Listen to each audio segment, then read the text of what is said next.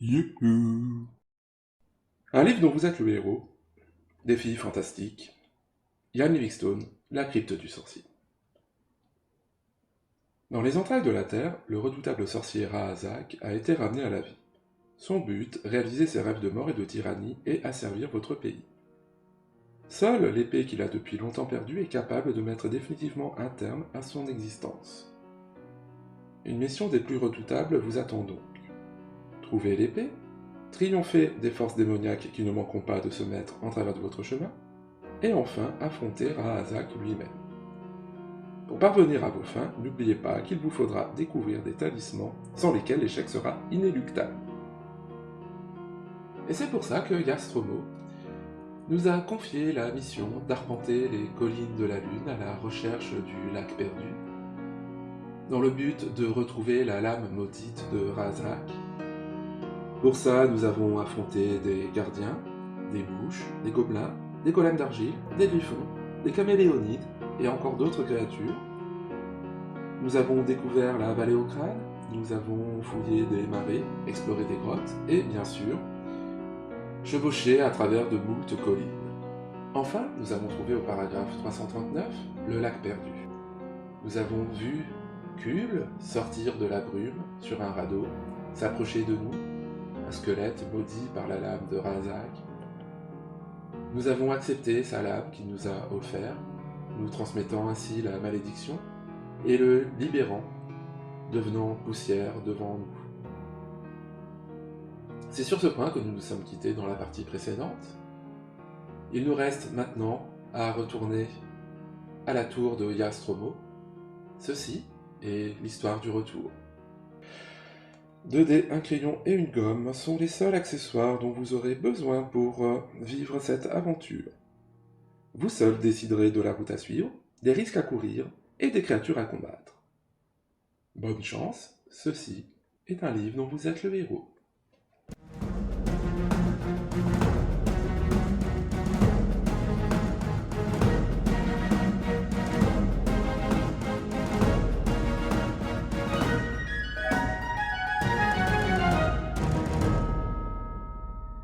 « 339. Surmontant votre angoisse, vous tendez la main et retirez l'épée des doigts de Kul. Anxieux à l'idée du destin effroyable qui vous est peut-être réservé en tant que détenteur de l'épée de Rahazak, rendez-vous au 165. 165. Plongé dans vos sombres pensées, vous ne remarquez pas que vous êtes suivi, et il faut le bruit des sabots lancés au galop pour vous ramener à la réalité. Vous vous retournez, un centaure portant cuirasse se rapproche à toute vitesse. Votre monture étant trop fourbue pour que vous ayez la moindre chance de distancer le centaure, qui est armé d'une longue lance, vous vous apprêtez à l'affronter. Centaure, habilité 10, endurance 10. Mi-homme, mi-cheval, le centaure adore se battre et c'est un redoutable adversaire. Alors, Chiron est un centaure, il adore soigner. Pourquoi toujours bien tombé? Allez, sinon c'est parti.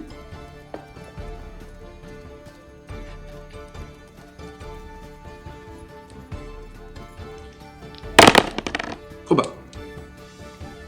Par quel miracle? J'allais dire par quel miracle avons-nous ces magnifiques dés dorés? Durant ces 10 mois, Gallimard a eu l'occasion de sortir cette sacoche bleue avec des dés dorés à l'intérieur, en promo pour l'achat de livres dont vous êtes le héros. Je suis faible, j'ai craqué. Et donc nous allons en profiter pour retourner toute la partie 2 et 3, avec cette fois-ci les dés dorés. J'ai donc fait 7. 7 et 12, 19. Le centaure fait 8. 8 et 10, 18. Le centaure perd, il passe à 8. 8 et 12, 20. 10 et 10, 20. Match nul. 5 et 12, 17. 7 et 10, 17. 10 et 12, 22. 7 et 10, 17. Le centaure perd 2 points d'endurance. 8. 8 et 12, 20. 7 et 10, 17. Le centaure perd 2 points d'endurance. 5 et 12, 17. 6 et 10, 16. Le centaure perd 2 points d'endurance, il est à 2. 7 et 12, 19. 3 et 10, 13. Le centaure est à 0 en endurance, il est mort. Je vais au 289. 289. Un talisman de bronze représentant un démon cornu est suspendu au cou du centaure. Si vous souhaitez porter le talisman, rendez-vous au 75. Si vous préférez partir sans prendre le talisman, rendez-vous au 304. Alors, c'est un démon cornu. C'est un centaure qui me charge et qui me fonce dessus en toute violence.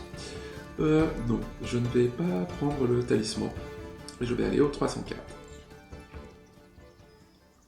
304. Pendant 1 heure, votre voyage de retour à travers les collines se déroule sans incident. Puis, soudain, vous entendez une femme appeler au secours. Les cris proviennent d'un mamelon boisé, situé à peu de distance vers le sud. Si vous voulez gagner le mamelon, rendez-vous au 127. Si vous préférez continuer à faire la route vers l'ouest, rendez-vous au 382. Je ne résiste pas à mamelon, voyons.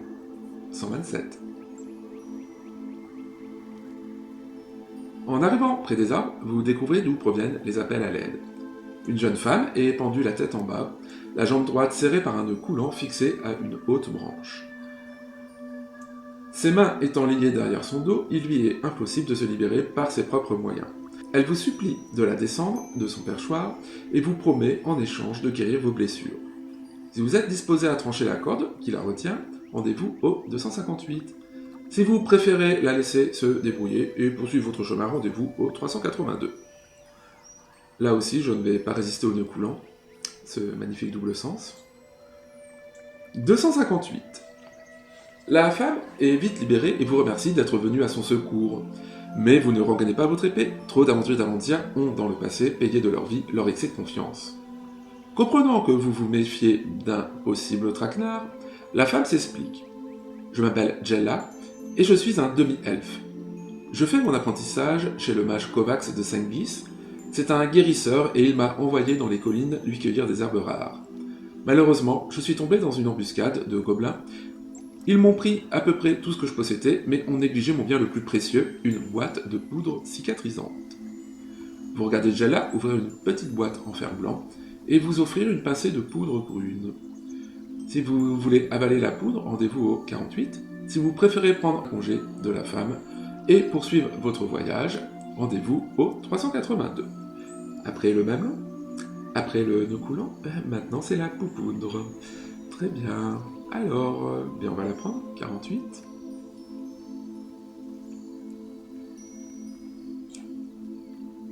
« 48. Jella a tenu parole et certaines de vos blessures commencent aussitôt à cicatriser à vue d'œil. Lancez un dé, majorez le chiffre obtenu de 2 points et ajoutez le total à vos points d'endurance. 6 et 2, 8. Je regagne 8 points d'endurance, ce qui va rattraper la bévue de la partie précédente où je m'étais planté dans le total des points d'endurance. Donc là, nous avons bien 23 points d'endurance.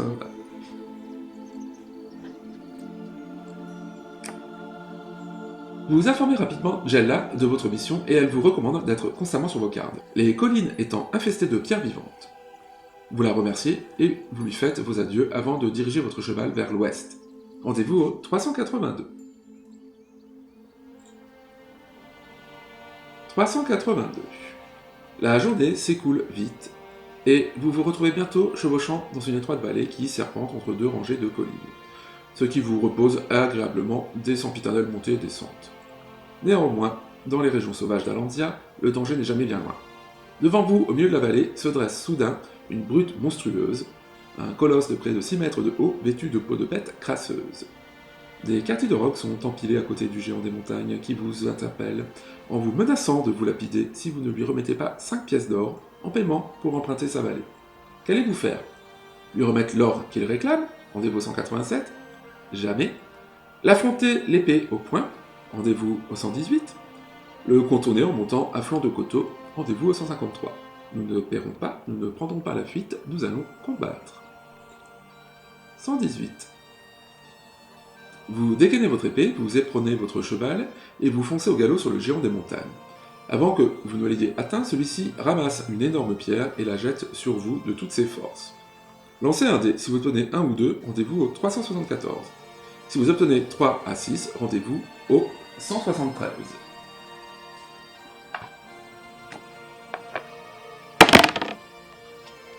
5, 173. 173. La grosse pierre passe au-dessus de votre tête et tombe derrière vous avec un bruit sourd. Le géant des montagnes pousse un cri de rage et empoigne sa massue pour vous faire choix de votre monture. Géant des montagnes, habilité 9, endurance 10. C'est parti. 11. 11 et 12, 23. 6 et 9, 15. Le géant passe à 8 points d'endurance. 9 et 12, 21. 12 et 9, 21. 10 et 12, 22. 7 et 9, 16. Le géant perd 2, il passe à 6. 9 et 12, 21. 12 et 9, 21. 6 et 12, 18. 5 et 9, 14. Le géant perd 2, il passe à 4. 8 et 12, 20. 8 et 9, 17. Le géant perd 2, il passe à 2. 12 et 5, 17. 7 et 9, 16. Le géant est mort. Si vous êtes vainqueur, rendez-vous au 282. 282. Les possessions du géant des montagnes se limitent à une pièce d'or et un bracelet de cuivre. Mais comme il prétendait être le maître de la vallée, vous en concluez que sa caverne doit se trouver dans les parages. Si vous voulez essayer le bracelet de cuivre, rendez-vous au 182. Si vous préférez ranger l'or et le bracelet dans votre sac et repartir, vous pouvez soit vous mettre en quête de la caverne du géant, rendez-vous au 241, soit longer la vallée en direction de l'ouest, rendez-vous au 67. Non, je ne vais pas mettre de bracelet en cuivre, déjà c'est à la taille du géant donc ça va pas aller, et en plus bon c'est du cuivre, je vaux mieux que ça, et sinon bon, on va aller chercher le loot, 241. 241. Vous remontez et vous redescendez la vallée en explorant les deux versants à la recherche de la caverne du géant, dont vous finissez au bout d'une demi-heure par découvrir l'entrée derrière un buisson. Vous attachez votre cheval à l'un des arbrisseaux et vous pénétrez prudemment dans la grotte. Le géant des montagnes ne vivait peut-être pas seul. Au fond, un tas de paille devait lui servir de couche. Il a également une table en bois, autour de laquelle le sol est jonché de sinistres ossements humains. Derrière la table, vous apercevez un coffre de bois et, dans une niche, vous trouvez un mystérieux globe de verre dans lequel tournoient de volutes de fumée. Allez-vous ouvrir le coffre? Rendez-vous au 80. Briser le globe de verre? Rendez-vous au 367. Quitter la caverne sans le globe? Rendez-vous au 386. Il n'y a pas d'autre option. On va aller dans l'ordre, le coffre. 80. Dès que vous touchez le couvercle du coffre, vous entendez à l'intérieur un bruit de trottinement tel que produiraient des pattes griffues de rongeurs. Si vous désirez toujours soulever le couvercle, rendez-vous au 25. Sinon, vous pouvez soit briser le globe de verre, si vous ne l'avez pas déjà fait, rendez-vous au 367, soit quitter la caverne, rendez-vous au 386. Bon, c'est que des rats, il n'y a rien à craindre. 25. 25. Vous soulevez le couvercle avec la pointe de votre épée et vous reculez d'un pas. Deux gros rats noirs jaillissent aussitôt hors du coffre et bondissent vers vous. Un moulinet de votre épée coupe le premier en deux, mais le second, toute griffe dehors, entreprend d'escalader votre jambe. Si vous portez une armure, rendez-vous au 192. Si vos jambes ne sont pas protégées, rendez-vous au 312. Nous avions trouvé, il y a donc quelques mois, dans une grotte, une côte de maille qui est une armure. La côte de maille recouvre le torse et l'abdomen, elle ne couvre pas les jambes. Nous sommes face à un petit bug, donc Mes jambes ne sont pas protégées par la côte de maille, mais par contre, je porte une armure. Donc on va prendre le point positif, on porte une armure, 192. 192. Ne pouvant agripper l'armure, le rat tombe de votre jambe et vous le tuez aussitôt d'un coup d'épée. Après quoi, vous vous approchez du coffre et vous regardez à l'intérieur. Rendez-vous à 211. Bon alors c'est les gîtes, en fait. Le rat n'arrive pas à dépasser les jambes à cause d'une côte de maille, dont il pourrait mettre ses griffes dans les mailles, mais bon, c'est pas grave. Et du coup, il tombe bien des jambes, vu qu'il ne peut grimper que jusqu'à cette hauteur. 211. 211. Le coffre contient 2 crânes humains rongés jusqu'à l'os et une petite boîte métallique. Vous soulevez le couvercle de la boîte et y vous trouvez un vieux parchemin jauni, portant un texte manuscrit dans une langue inconnue. Au bas du parchemin figure le chiffre 66. Vous renoncez vite à déchiffrer le texte et réfléchissez à ce que vous allez faire. Vous avez le choix entre briser le globe si vous ne l'avez pas déjà fait, rendez-vous au 367, ou quitter la caverne, rendez-vous au 386. Continuons à looter, passons au globe. 367. Le globe de verre s'écrase contre la muraille de roc et vole bruyamment en éclats. La fumée se répand aussitôt dans la grotte, mais ne vous gêne nullement pour respirer. En fait, il s'agit d'une fumée magique grâce à laquelle vous êtes dorénavant immunisé contre toute attaque par le feu. Augmentez votre chance de 1. Oui. Vous pouvez maintenant soit ouvrir le coffre, si vous ne l'avez pas déjà fait, rendez-vous au 80, soit quitter la grotte, rendez-vous au 386. Bon, bah là on n'a pas le choix. 386. Vous détachez rapidement votre cheval et vous poursuivez votre randonnée, rendez-vous au 67. 67. Au bout de la vallée, vous êtes obligé de gravir à nouveau les collines, mais le restant de la journée s'écoule sans autre incident. Quand la nuit tombe, vous cherchez un endroit où camper. Vous apercevez à quelque distance une lueur qui semble être celle d'un feu, mais il fait maintenant un trop sombre pour distinguer s'il y a quelqu'un à côté. Si vous décidez de pousser votre cheval jusqu'au feu, rendez-vous au 183. Si vous préférez vous installer pour la nuit entre les rochers, qui se dressent dans les parages, rendez-vous au 399. Jella m'a bien prévenu que les rochers étaient des pierres vivantes, donc je vais éviter d'aller dormir à côté d'elle. On va plutôt se rapprocher du feu, en poussant votre cheval. 183. Lorsque vous approchez du feu, une voix d'homme retentit. Halte, ou je vous transperce le corps d'une flèche. Il fait si noir que vous ne voyez pas celui qui a parlé, mais vous estimez qu'on n'est jamais trop prudent, et vous arrêtez votre cheval. La voix reprend alors. Sage décision, étranger. Et maintenant, dites-moi, qui vous servez? L'ordre ou le chaos? Qu'allez-vous répondre? L'ordre, rendez-vous au 308, ou le chaos, rendez-vous au 270? Ah, c'est évident que je passe mon temps à essayer de sauver le monde de Razak, donc je suis au service de l'ordre. 308. La voix dans l'ombre vous parle amicalement. Si vous êtes loyal, comme vous le prétendez, descendez de votre selle, plantez votre épée en terre et venez partager ce canard rôti avec moi. Vous faites confiance à cet homme et si vous êtes disposé à faire ce qu'il vous demande, rendez-vous au 103. Si vous préférez piquer de 2 et filer au triple calot, rendez-vous au 354. Si je fais demi-tour, de toute façon, je me prends une flèche dans les omoplates, à défaut du genou. Donc on est d'accord que s'il pouvait tirer, il l'aurait déjà fait. On va aller au 103. 103. L'idée de vous séparer de votre épée vous répugne, mais vous êtes convaincu que l'homme est sincère. Aussitôt désarmé, vous le voyez sortir de derrière un arbre et vous pouvez l'examiner à la lueur du feu. C'est un grand gaillard vêtu d'une tunique vert foncé. Relevant son capuchon, il vous tend amicalement la main et vous fait asseoir devant le foyer où vous vous régalez d'un succulent canard et de savoureux champignons. Augmentez votre endurance de 2 points. Votre hôte vous dit s'appeler Sim et être un chasseur et traqueur.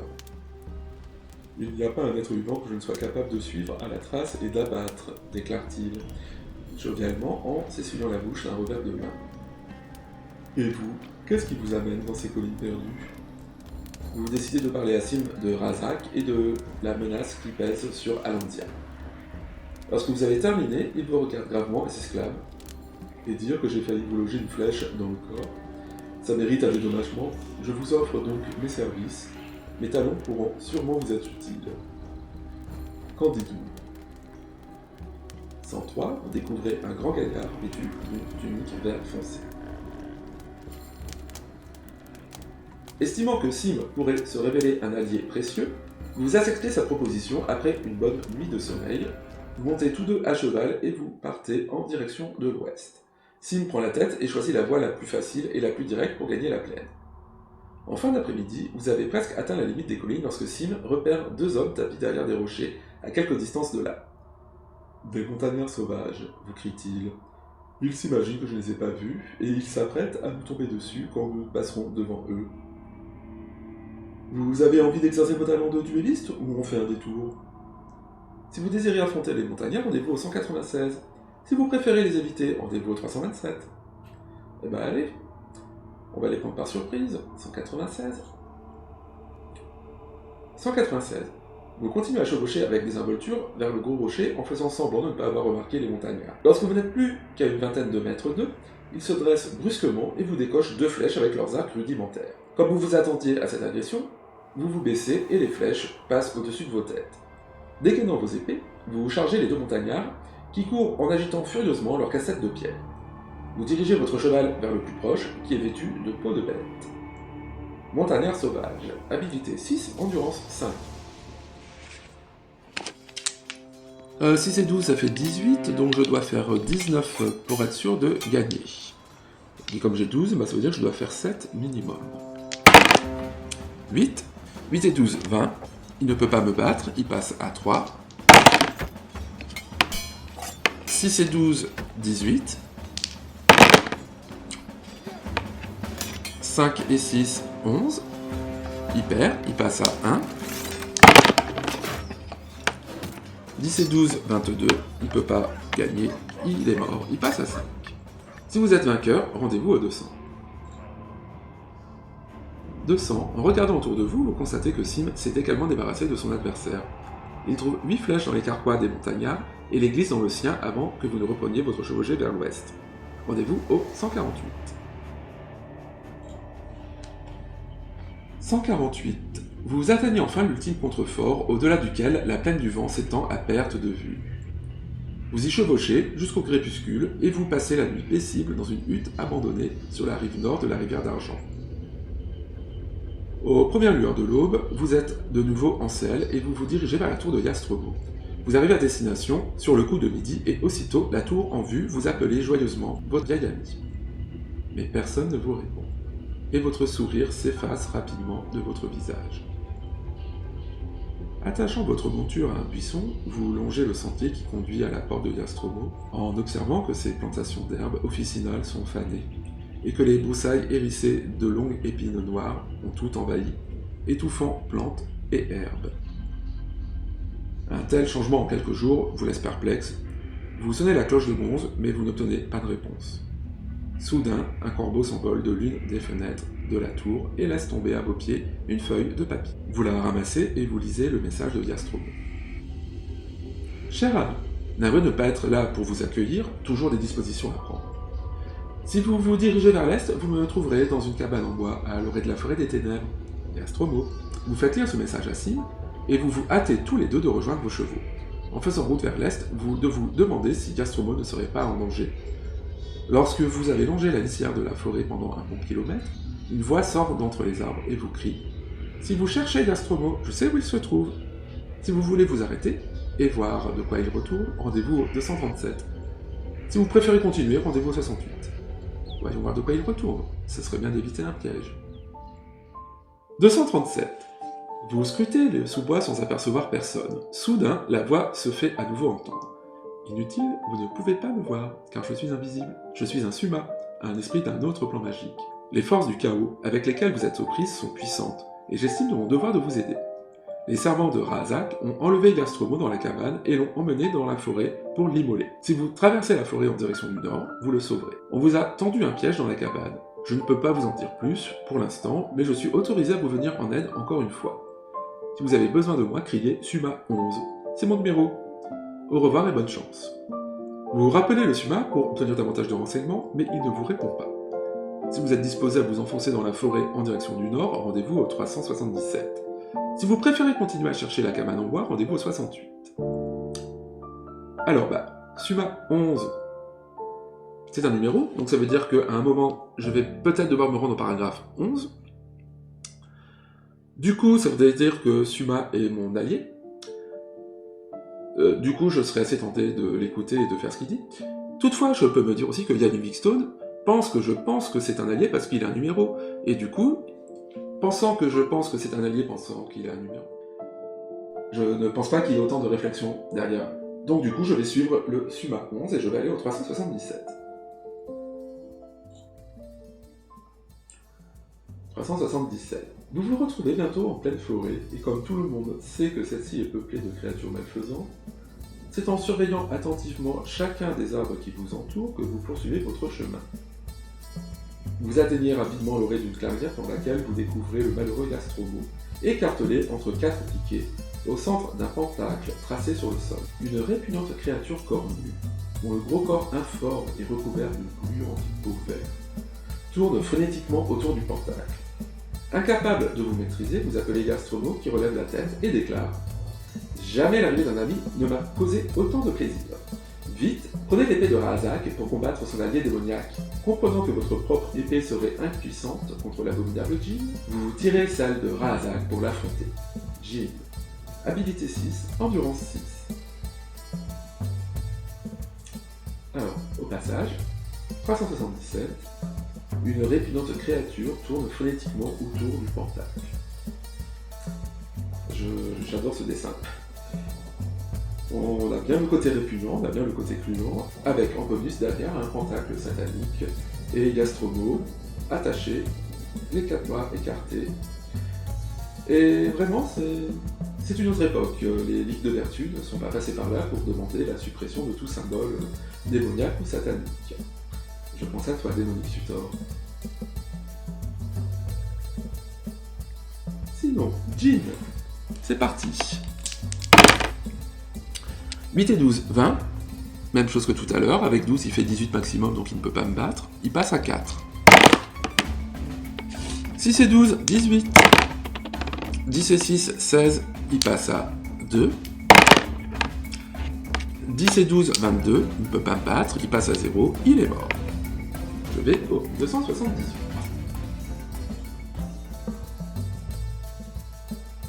278.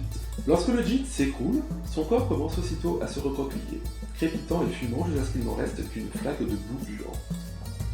C'est en frissonnant d'horreur que vous allez délivrer Gastromo. Bravo, dit le vieux magicien en souriant, mais malgré l'épreuve qu'il vient de subir, sa poigne de main est vigoureuse. Ma magie est inopérante contre cette créature sortie tout droit de l'enfer. Il faut croire que je perds la main, ou alors les pouvoirs de Rahazak sont plus grands que je ne le pensais. Peu importe, nous ne nous laisserons pas détourner de notre but. Et maintenant, expliquez-moi comment vous avez découvert le lac perdu. Ça, il n'a qu'à regarder la partie précédente. Et qui est votre ami? Vous racontez à Nostromo votre équipée et la façon dont vous avez fait la connaissance de Sly. Le magicien paraît satisfait et dit « De mon côté, j'ai quand même fini par apprendre certaines choses sur notre ami Rahazak. Vous aurez affaire à un adversaire redoutable, si vous parvenez jusqu'à lui malgré tous les esclaves qu'il protège. Non seulement vous devrez le pourfendre avec sa propre épée, mais il faudra lui percer le cœur avec la corne d'un carcantis.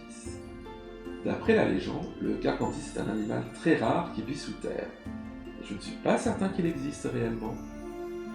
Il est pratiquement invulnérable à toutes les armes, et vous serez probablement obligé d'avoir recours à la magie pour lui enlever sa corne. C'est seulement alors qu'il mourra. Et maintenant, sortons de cette forêt infernale, et retournons à ma tour, où l'un de mes amis doit nous attendre. Vous ne mettez pas longtemps à regagner la tour, mais personne ne vous accueille.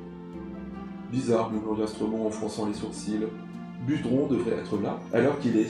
J'espère qu'il ne lui est rien arrivé de fâcheux. Il sait où se trouve le cimetière hanté, et c'est important. L'épitaphe de Tamal, le père de Rahazak, pourrait nous être utile.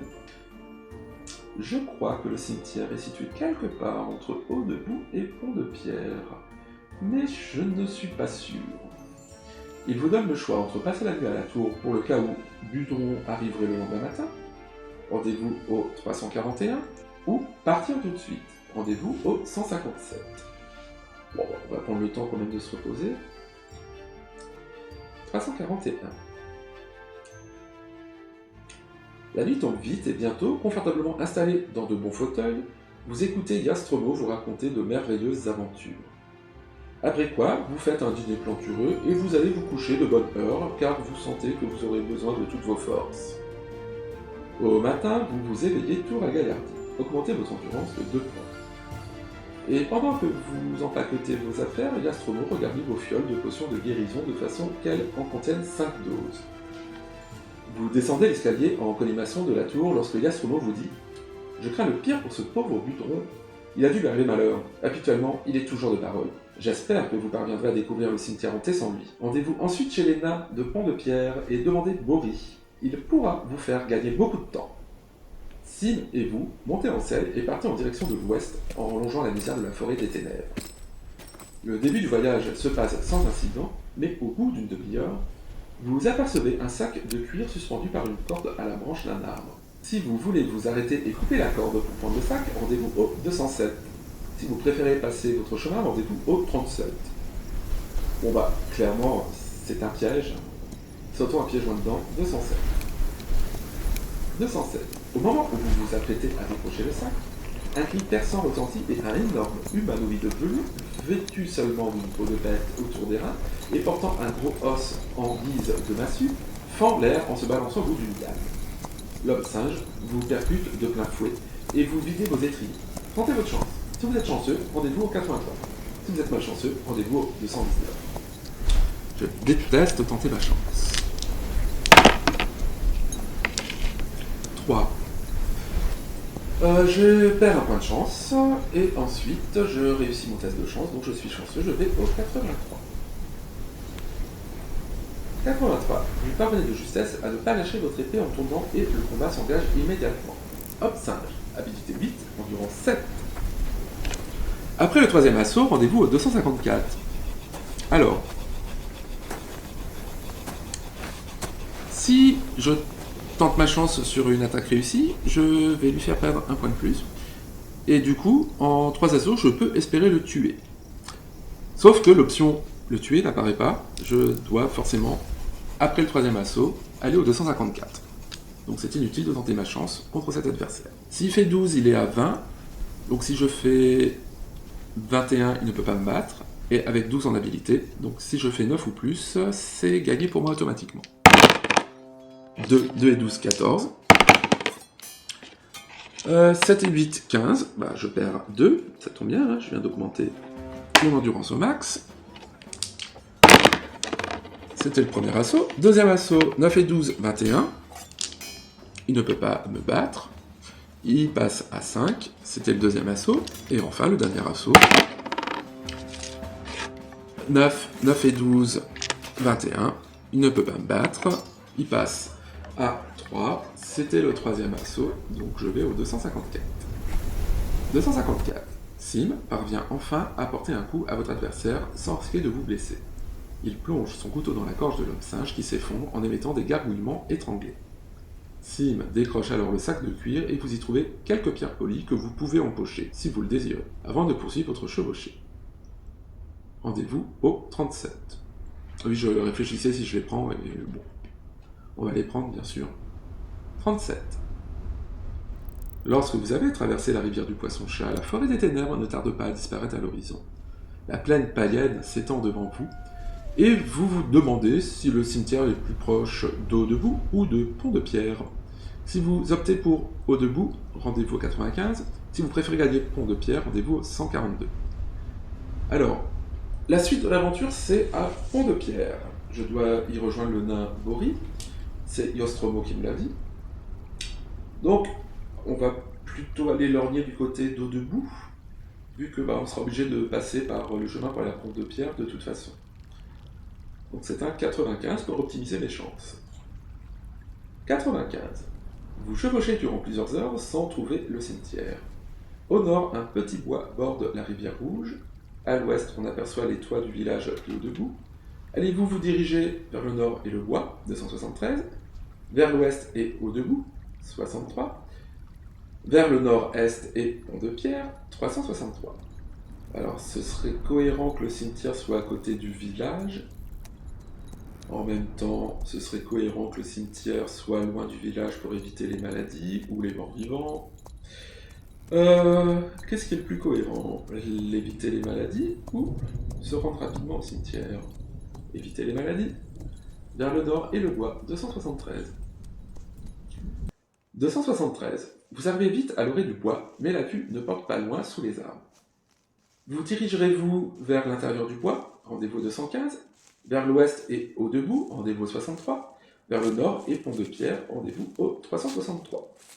Alors c'est une redite. Les deux dernières options, on me l'a déjà proposé.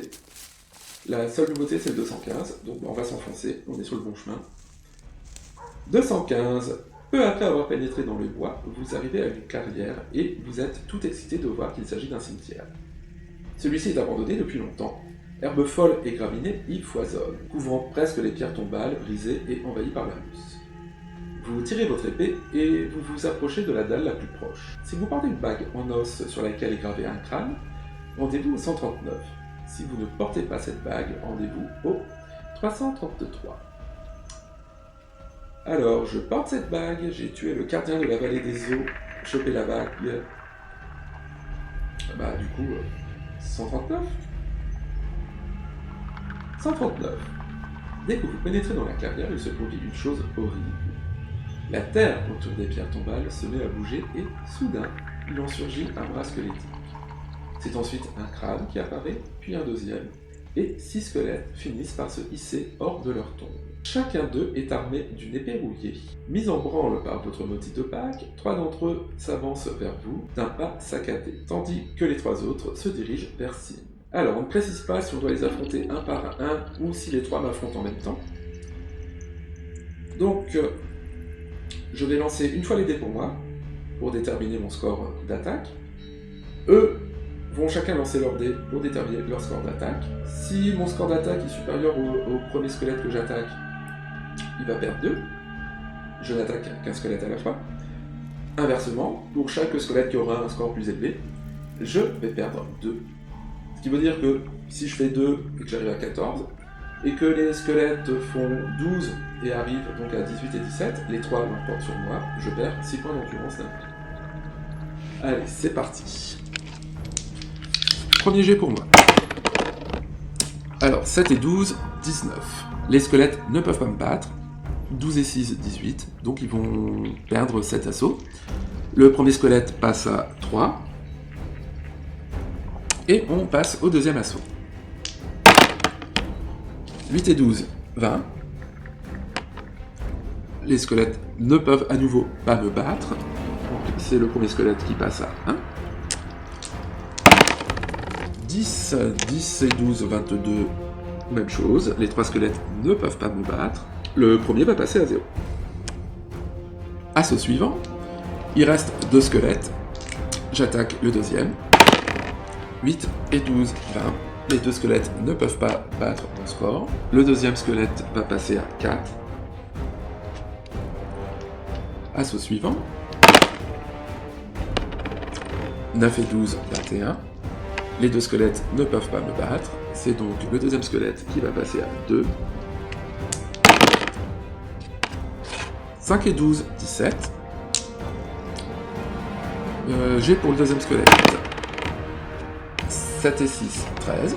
J'ai pour le troisième squelette 7 et 5, 12.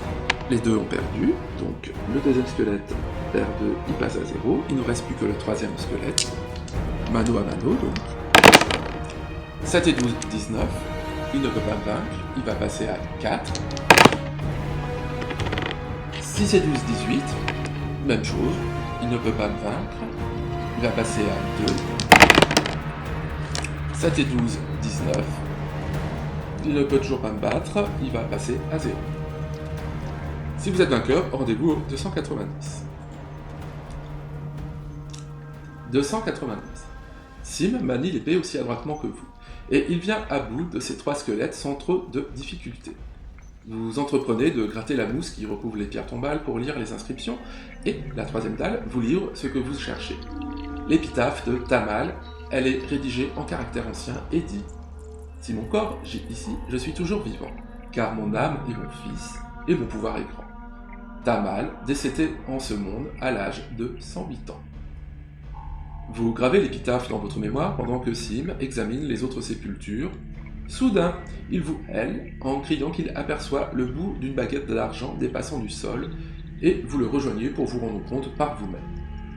Bah oui, il y a le bout d'une baguette qui dépasse. Si vous décidez de tirer la baguette hors de la tombe, rendez-vous au 389. Si vous préférez quitter immédiatement le cimetière et prendre la route du nord-est en direction de Pont-de-Pierre, rendez-vous au 234. Eh bien allez, la baguette. 389. Dès que vous touchez la baguette d'argent, le vent se met à mugir en faisant tourbillonner les feuilles. À travers les hurlements de la tempête, vous entendez le sinistre rire d'une femme et, soudain, un éclair jaillit du ciel, suivi d'un coup de tonnerre au-dessus de votre tête. Tentez votre chance. 4. Si vous êtes chanceux, rendez-vous au 121. Si vous êtes malchanceux, rendez-vous au 170. Je repère un point de chance et je vais au 121. 121. 121.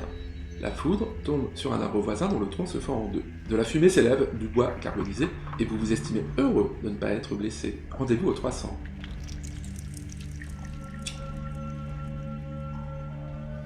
300. Le vent emporte les échos du rire féminin et tout est à nouveau silencieux. Vous examinez la baguette qui mesure une cinquantaine de centimètres. L'une de ses extrémités est filetée alors que l'autre se termine par une boule pleine. Frappé du chiffre 13, vous découvrez que la boule se dévisse et qu'une feuille de papier roulée très serrée est glissée à l'intérieur de la baguette. Ce papier porte le message suivant. Pour connaître mon emploi, réunissez mes deux moitiés. Si vous possédez la seconde moitié de la baguette et si vous pouvez additionner les chiffres des deux extrémités, rendez-vous au paragraphe correspondant au total. Si vous ne connaissez pas ce total, il ne vous reste plus qu'à emporter la demi-baguette avec vous et à prendre la direction du nord-est et de Pont-de-Pierre. Rendez-vous au 234. Alors là, Ian Livingstone, d'une part, nous dit que si on n'a pas la première partie de la baguette, bon, on a perdu la partie. Je vous rappelle que c'est quand même un run through pass, un seul chemin bon. Donc là, si on n'a pas l'extrémité de l'autre baguette, c'est mort, ça tombe bien, je l'ai déjà avec moi. Et d'autre part, il nous dit que on est peut-être assez beubeux pour pas réussir à faire une addition. Merci Yann. Donc sinon, 13 et 37, ça fait 50. Je vais donc aller au paragraphe 50.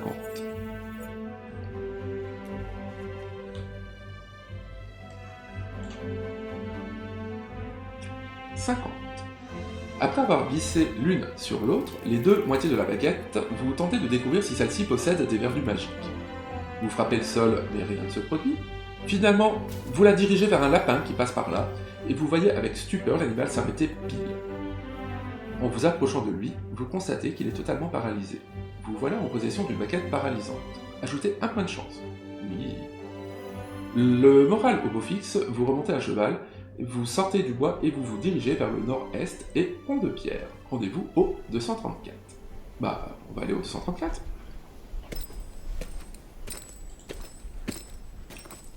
« 234. Le reste de la journée s'écoule sans incident et le soir tombe lorsque vous arrivez en vue de Pont-de-Pierre. Si vous voulez passer la nuit en dehors du village, rendez-vous au 92. Si vous préférez entrer tout de suite à Pont-de-Pierre, rendez-vous au 316. Alors, on entre tout de suite au 316. 316. En moins d'une heure, vous atteignez un pont qui enjambe un cours d'eau et vous amène à Pont-de-Pierre. Deux nains qui montent la carte sur le pont vous interpellent.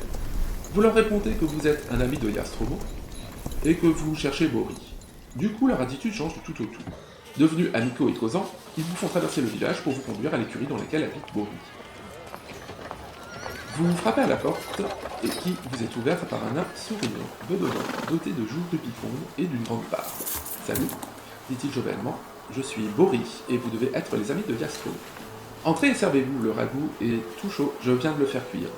Pendant ce temps-là, je m'occupe de vos chevaux. Vous acceptez la cordiale hospitalité de Bori et vous mangez jusqu'à ce que vous soyez prêt à éclater. Ajoutez 2 points à votre endurance. Je passe à 23. Bori vient vous rejoindre et vous lui expliquez votre mission. Il vous écoute de toutes ses oreilles car, comme tous les nains, il adore les récits de Cap et d'épée. Finalement, quand il semble estimer qu'il sait tout ce qu'il y a à savoir, il prend la parole. Bon, eh bien, j'ai l'impression que c'est l'heure de se coucher. Installez-vous confortablement dans la dalle, et demain matin, je vous ferai voir quelque chose de pas ordinaire, mon invention. Le lendemain, après un rapide casse-croûte, vous sortez de l'écurie pour retrouver Boris et découvrir sa nouvelle invention. Rendez-vous au 353. 353. Dans la cour, vous attend le spectacle le plus extraordinaire que vous ayez jamais vu. À l'aide d'un grand feu, Boris est en train de gonfler d'air chaud un ballon énorme aussi haut que la tour de Gastrovo, qu'un groupe de nains empêche de s'envoler en se cramponnant à des cordes. Au milieu des crépitements de feu, Boris, très excité, vous crie « Voilà mon invention, c'est un ballon à air chaud.